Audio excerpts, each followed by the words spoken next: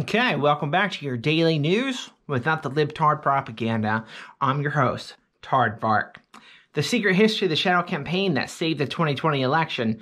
This is just Time magazine going over all the different ways both conservatives and liberals work together behind the scenes to prevent Donald Trump from becoming president, because the politics of my country is a complete shit show that makes absolutely no sense. Over in California, you have to wear a mask everywhere you go. So when this black man went to Roscoe's to pick up chicken and waffles, they instructed him that the state laws required him to wear a mask, and they asked him to leave because he was violating the law and they weren't legally allowed to serve him. And so he came back later with a gun, and he held up the people that were working there, other black people, and robbed them.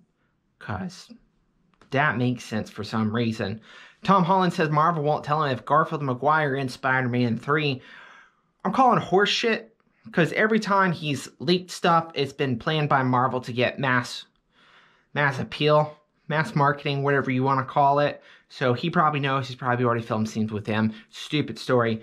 Tokyo Olympics head won't resign after saying women talk too much in meetings. It's an 83-year-old Japanese man, so I don't know what you expect from someone from his generation. He's saying he's not going to resign, so shout out to him. Also, based! Over in San Francisco, they continue to rename everything with white names. So they renamed the arts department because acronyms are a symptom of white supremacy. The change was made in accordance with anti-racist art institutions. Do you know why? Because worship of written word is an aspect of white supremacy. You know what else is an aspect of white supremacy? Perfectionism, a sense of urgency, individualism, and objectivity. So we got to rename everything to stupid names because we live in a very stupid time. China promotes education drive to make boys more manly. They're coming out and saying their generation is too feminine. What's the exact quote? It caused a controversy. It's not our country. There's nothing controversial about that. They're saying the same things our parents are saying, you know. Men are too feminine these days. And that's true.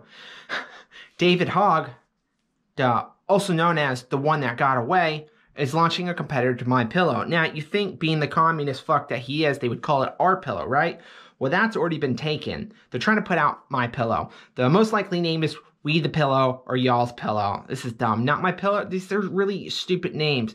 Basically, they don't like the conservative owner of MyPillow, and so they're going to create a competing pillow company to try and put them out of business. Because, you know, liberals don't come up with new ideas. They just steal conservative ideas and then rework them and pretend they're original. We'll end with a good story. Biden decides to stick with Space Force as branch of the U.S. military.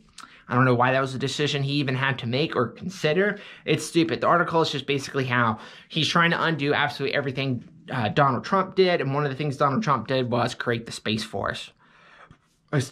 Stupidest timeline.